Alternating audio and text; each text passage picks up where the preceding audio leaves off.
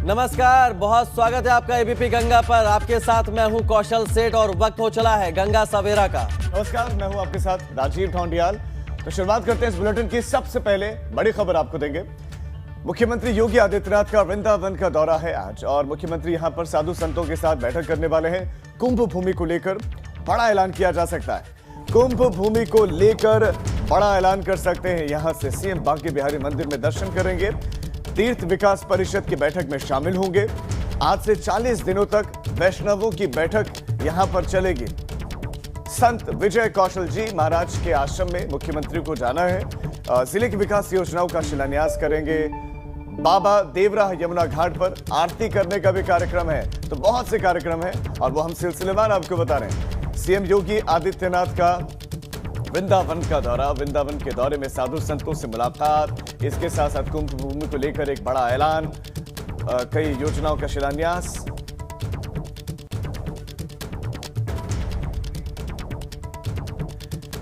और इसी खबर पर हमारे सहयोगी अवधेश मिश्रा हमारे साथ जुड़ गए जो इस वक्त वृंदावन में मौजूद हैं। अवधेश, मुख्यमंत्री योगी आदित्यनाथ का दौरा कितने बजे पहुंचने वाले हैं, क्या क्या कार्यक्रम है, सबसे पहले सिलसिलेवार आप दर्शकों को बताएं। बिल्कुल राजीव, अगर हम मुख्यमंत्री के दौरे की बात करें तो 11:15 बजे वो पहुंच जाएंगे वृंदावन। यहाँ पर हेलीपैड में उनका हेलीकॉप्टर आएगा और उसके बाद सबसे पहले वो बांके बिहारी मंदिर जाएंगे, वहाँ पर दर्शन पूजन करेंगे। फिर संतों से मुलाकात का कार्यक्रम है, तो सबसे पहले वो स्वामी ज्ञानानंद महाराज के यहाँ जाएंगे मुलाकात करने, जिनको गीता मनीषी भी कहा जाता है। पूरे देश में वो विख्यात हैं गीता मर्मज्ञ के नाम पर। उसके बाद साधु संतों से उनकी मुलाकात होगी। ब्रज तीर्थ विकास परिषद की बैठक भी, जैसा कि आपने बताया, और जिस देवराहा घाट पर आरती होनी है वहीं उस घाट के पास ही हम खड़े हैं, एक गेट बना हुआ है। लेकिन सबसे महत्वपूर्ण बात जो आज के दौरे की है वो ये है कि वृंदावन कुंभ को लेकर अभी तक न तो लोगों में जागरूकता रही है, न सरकारों में जागरूकता रही है, लेकिन उस चीज़ को जो बढ़ावा दिया जा रहा है, तो सबसे बड़ा ऐलान आज हो सकता है। दरअसल जो वैष्णव अखाड़े हैं वो ये मांग कर रहे थे कि जो 56 हेक्टेयर में यहाँ पर वृंदावन में कुंभ लगता रहा है, उस भूमि को संरक्षित कर लिया जाए। संरक्षित करने का मतलब ये कि वहाँ पर किस तरीके के निर्माण अब ना हो तो वो कुंभ से संबंधित ही और वहाँ पर जो सनातन धर्म के कार्यक्रम हो सकें। तो ये माना जा रहा है कि आज मुख्यमंत्री जब आएंगे, कुंभ पूर्व वैष्णवों की जो बैठक उसमें शामिल होंगे 4 बजे, तो ये ऐलान उनकी तरफ से किया जा सकता है। तो ये एक बड़ी खबर है। और दूसरी बड़ी खबर ये है कि निर्माणी अनी अखाड़े की तरफ से आज मुख्यमंत्री से मांग की जाएगी कि जो पूरा ब्रज क्षेत्र है इसे मांस मदिरा से मुक्त कर दिया जाए। और बात करें अगर कुंभ की, तो भव्य तैयारियां हैं। प्रयागराज की झलक यहां देखने को निश्चित तौर से बिल्कुल अवधेश, कुंभ की तैयारियों को भी देखेंगे, लेकिन आप हमारे साथ बने रहिए। कुछ वृंदावन के कुंभ से ही जुड़ी खबर पर एक बार और नजर डालेंगे। वृंदावन कुंभ की तैयारियों में योगी सरकार जुटी हुई है। ऊर्जा मंत्री श्रीकांत शर्मा शुरुआत से ही तैयारियों को लेकर दौरे करते रहे हैं और मुख्यमंत्री के आगमन से ठीक पहले उन्होंने तैयारियों को लेकर जायजा लिया और एबीपी गंगा से खास बातचीत की। उन्होंने कहा कि हम संस्कृति का प्रचार कर रहे हैं और इससे रोजगार के अवसर भी खुलेंगे। ब्रज की भूमि पर आपने होलिका का जो उत्सव देखा, वैश्विक स्तर पर वो आपको तस्वीर देखने को मिली, लेकिन पहली बार वृंदावन का जो कुंभ है उसका वैश्विक स्वरूप देखने जा रहा है। हमारे साथ प्रदेश के ऊर्जा मंत्री श्रीकांत शर्मा जी हैं। श्रीकांत जी, जिस तरीके से तस्वीर आप लोगों ने बदली, पहले ब्रज का उत्सव था जो होलिका था, अब वृंदावन कुंभ को एक वृहद स्वरूप आप लोग दे रहे हैं, किस तरीके की तैयारियां और क्या आगे के लिए प्रयास? देखिए, बहुत सौभाग्य हमारा और मेरी सरकार को कि हमें ब्रज में जा कुंभ को आयोजन को सौभाग्य प्राप्त भयो है। और हमारे ब्रज में बसंत पंचमी से ही होली को उत्सव शुरू हो जाए और बातें पहले 2 दिना पहले कुंभ को आयोजन है रोए, तो हम सबके लिए बड़े सौभाग्य की बात है। प्रयागराज में जिस तरीके से आप लोगों ने कुंभ किया था, 24 करोड़ से ज़्यादा लोगों ने स्नान किया, एक भव्य तस्वीर थी।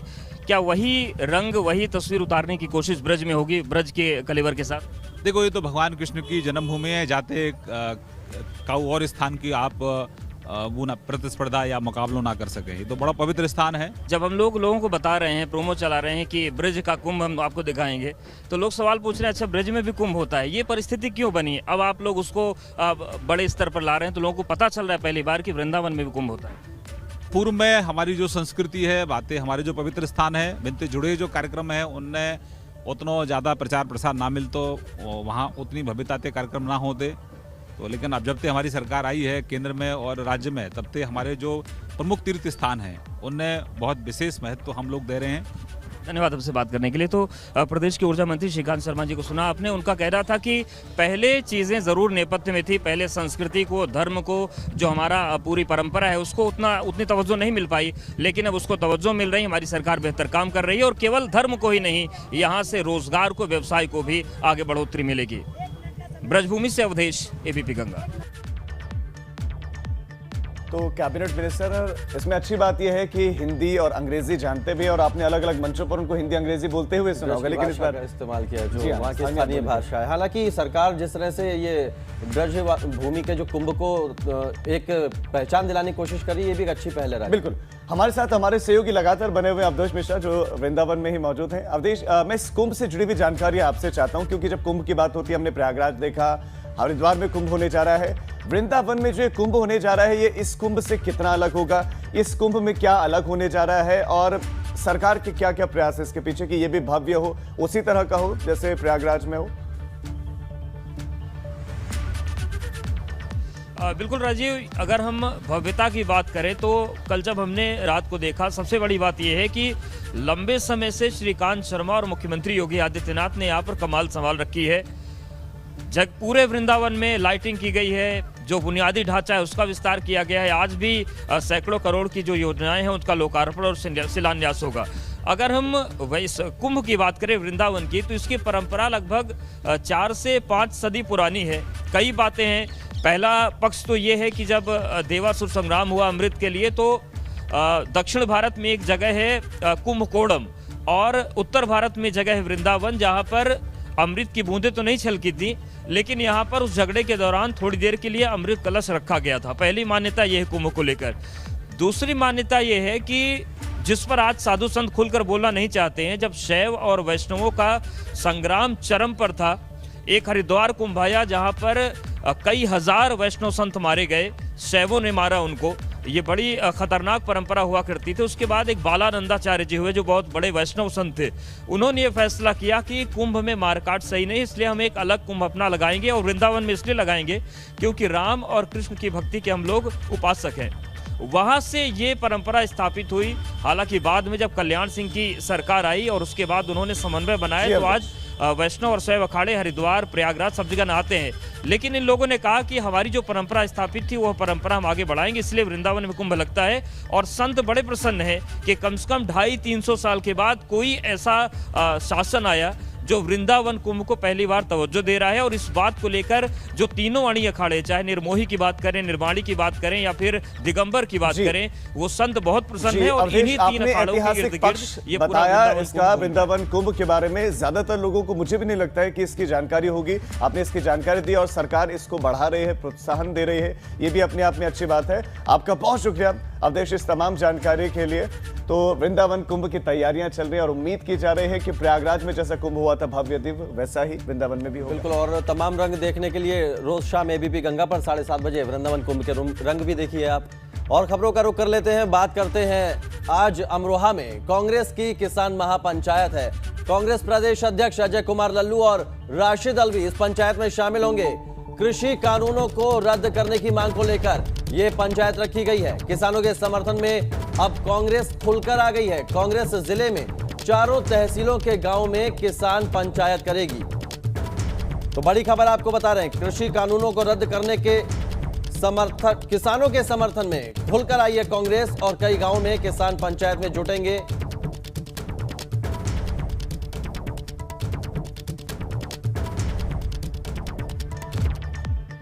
और अब नजर डाल लेते हैं अवध की खबरों पर फटाफट अंदाज में। चलिए शुरू करते हैं। अयोध्या दौरे के दूसरे दिन विनय कटियार ने साधु संतों से मुलाकात की। विनय कटियार ने 14 कोसी परिक्रमा के अंदर शराब और मांस की बिक्री पर रोक लगाए जाने की मुहिम का समर्थन किया है।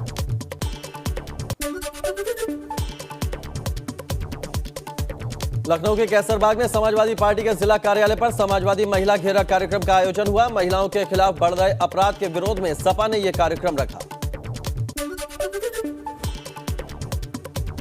सीतापुर में दूसरे जिलों से आए शिक्षकों ने बीएसए कार्यालय पर जमकर हंगामा काटा। नजदीकी स्कूल आवंटन की मांग को लेकर टीचर्स ने हंगामा किया।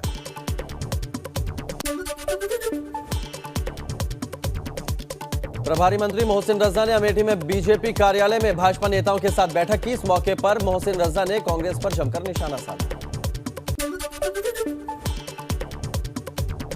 प्रयागराज में युवती से छेड़छाड़ और गैंगरेप की कोशिश का विरोध करने पर सेना के हवलदार की हत्या कर दी गई। पीड़ित युवती ने कोरोना पॉजिटिव हो जाने की वजह से पुलिस की तफ्तीश में ये दिक्कत आ रही।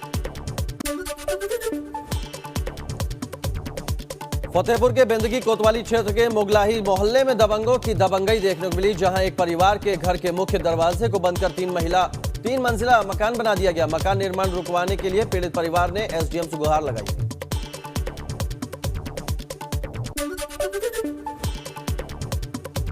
कौशाम्बी में सपा महिला मोर्चा जिलाध्यक्ष समिति 31 के खिलाफ केस दर्ज हुआ। समाजवादी पार्टी के घेरा कार्यक्रम के दौरान किए गए प्रदर्शन को लेकर ये केसेस रजिस्टर हुए। प्रतापगढ़ के जगेसरायगंज के हथसरा गांव में रोटरी क्लब की तरफ से हेल्थ कैंप लगाया गया। हेल्थ कैंप का उद्घाटन जिलाधिकारी प्रतापगढ़ डॉक्टर नितिन बंसल ने किया। हेल्थ कैंप में मेदांता अस्पताल लखनऊ के डॉक्टरों ने लगभग 200 मरीजों का निःशुल्क इलाज किया। 6 फरवरी को औरैया के नारायणपुर भानु गांव में हुई किशोरी की हत्या के मामले में पुलिस ने खुलासा किया है। पुलिस ने किशोरी के चचेरे भाई को गिरफ्तार किया है।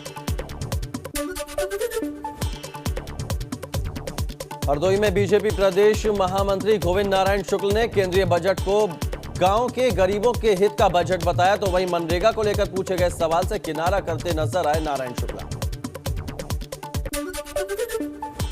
तो वक्त की खबरें सुपरफास्ट अंदाज में आपने देखी।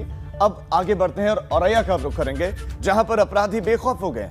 औरैया में अपराधी बेखौफ है। लूट का विरोध करने पर व्यापारी को यहां गोली मार दी गई। ज्वेलरी लूट कर ये बदमाश फरार हो गए और गंभीर हालत में अब व्यापारी कानपुर रेफर कर दिए गए। लूट का विरोध किया व्यापारी ने और यही विरोध करना व्यापारी को भारी पड़ गया, क्योंकि इन बदमाशों ने हमला कर दिया। एक व्यक्ति जिनका नाम तेज सिंह कुशवाहा है, ये शराब का काम करते थे, शराबे का काम करते थे और ये अपने गांव वापस जा रहे थे अपने दुकान से। तो गांव से बरुआ गांव है उनका, गांव से 1 किलोमीटर पहले कुछ लोगों ने इनका पीछा किया। पीछा करने के बाद लखनऊ के नॉर्थ जोन के कई इलाकों में स्पा सेंटर्स पर पुलिस ने छापेमारी की है। सेक्टर 17 में मौजूद ओम प्लाजा के फर्स्ट और सेकंड दोनों फ्लोर पर स्पा पार्लर की आड़ में चल रहे सेक्स रैकेट पर पुलिस ने छापेमारी की है, जिसमें 10 से 15 लोगों को हिरासत में लेकर पूछताछ की जा रही है। छापेमारी में इंदिरा नगर थाना क्षेत्र के तहत 3 स्पा सेंटर पर भी पुलिस ने कार्रवाई करते हुए शिकंजा कसा और लगभग 15 लोगों को गिरफ्तार कर आगे की कार्रवाई में जुट गई है। ग्रेटर नोएडा में 20 दिन से लापता बच्चे का जंगल में शव मिला और शव मिलने से हड़कंप मच गया। बीते 24 जनवरी को 4 साल का ये मासूम घर के बाहर ही खेल रहा था, गायब हो गया। पुलिस ने खुलासा करके ये बताया है कि पड़ोसियों ने ही फिरौती के लिए बच्चे का अपहरण किया था। पुलिस ने एक आरोपी को गिरफ्तार कर लिया, जबकि एक आरोपी अभी भी फरार है।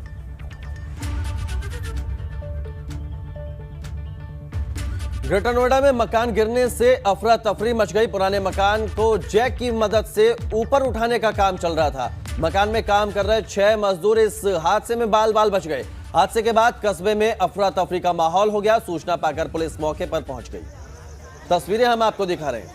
एक पुराना मकान था जिसको जैक के सहारे ऊपर उठाने की कोशिश हो रही थी, लेकिन कोशिश नाकामयाब हुई और मकान जमींदोज हो गया।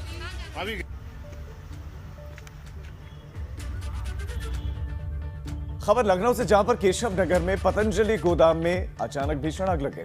आग लगने से इलाके में अफरा तफरी फैल गई है। बड़ी खबर इस वक्त आपको देते हैं। हालांकि बाद में कड़ी मशक्कत के बाद इस आग पर काबू पा लिया गया। केशव नगर में ये वाकया घटा है। आग लगने के कारणों का फिलहाल पता नहीं चल पाया कि कैसे आग लगी। मड़ियाम थाना इलाके के केशव नगर का मामला है। कड़ी मशक्कत के बाद आग पर काबू पा लिया गया है।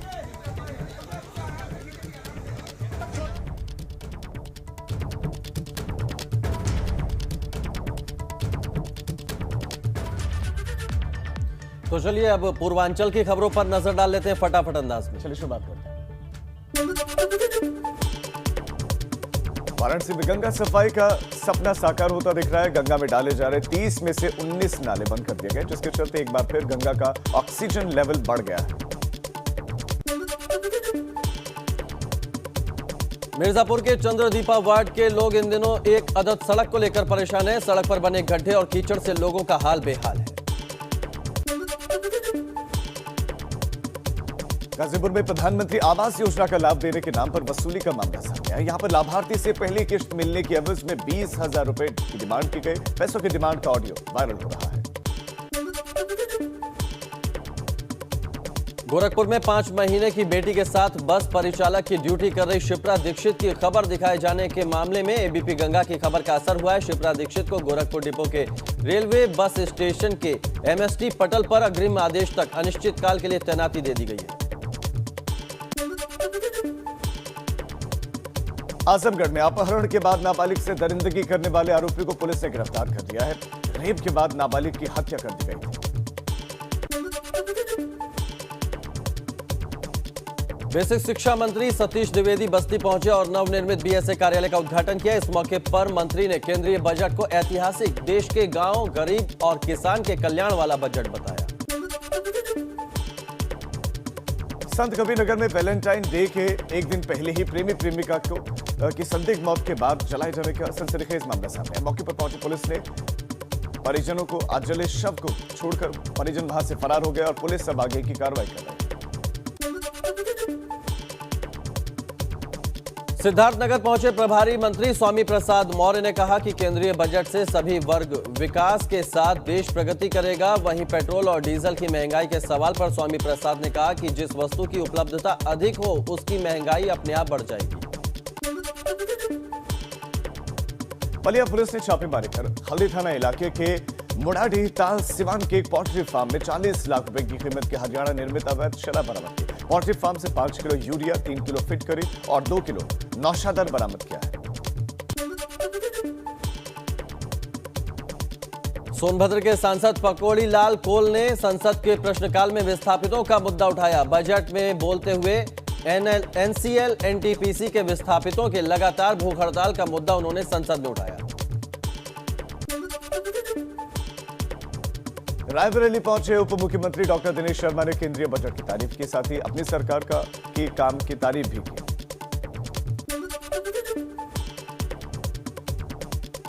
इटावा में कॉलेज से घर वापस लौट रहे छात्र का 5,000 का चालान कटने से परेशान छात्र ने इटावा एसएसपी को ट्वीट कर मदद मांगी। एसएसपी ने दरियादिली दिखाते हुए चालान कैंसिल कर दिया। चलिए अब आगे बढ़ते हैं और यूपी उत्तराखंड में क्या रहने वाला है खास, ये आपको बताते हैं। सबसे पहले यूपी की बात करते हैं।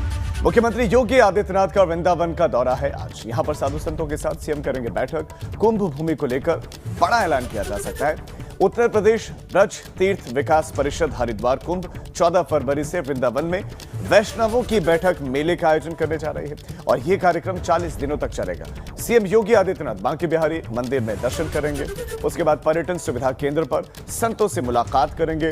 फिर तीर्थ विकास परिषद की बैठक में शामिल होंगे और उसके बाद संत विजय कौशल जी महाराज के आश्रम में जाने वाले। फिर मेला स्थल पर जाएंगे। सीएम जिले की विकास योजनाओं का शिलान्यास और लोकार्पण करने वाले हैं। संबोधन भी होगा। फिर बाबा देवदा यमुना घाट पर आरती करने वाले हैं मुख्यमंत्री योगी आदित्यनाथ और उसके बाद फिर लखनऊ के लिए सीएम रवाना हो जाएंगे। इसके अलावा बात किसान आंदोलन की। 81वां दिन है किसानों के आंदोलन का। पुलवामा हमले में शहीदों के बलिदान को आज किसान याद करेंगे। शहीदों की याद में देश भर में कैंडल मार्च निकाला जाएगा, मशाल जुलूस निकलेगा। मुजफ्फरनगर में शाम को 6 बजे भारतीय किसान यूनियन एक कैंडल मार्च निकालने वाला है और बागपत में किसान मुंह पर काली पट्टी बांधेंगे और जुलूस निकालेंगे। आज अमरोहा में कांग्रेस की किसान महापंचायत है। कांग्रेस प्रदेश अध्यक्ष अजय कुमार लल्लू और राशिद अलवी इस पंचायत में शामिल होंगे। कृषि कानूनों को रद्द करने की मांग को लेकर किसानों के समर्थन में कांग्रेस भी उतर गई है। चारों तहसील क्षेत्रों में गांव में किसान पंचायत करेगी कांग्रेस।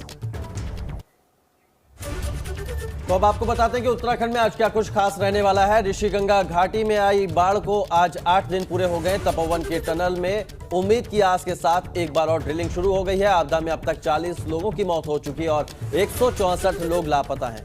7 फरवरी को ऋषिगंगा घाटी में पहाड़ से गिरी लाखों मीट्रिक टन बर्फ के कारण ऋषिगंगा और धौलीगंगा नदियों में अचानक आई बाढ़ की घटना को आज 8 दिन पूरे हो गए। गाद और मलबे से भरी तपोवन सुरंग में फंसे लोगों तक पहुंचने के लिए एक बार फिर ड्रिल का काम शुरू हो गया।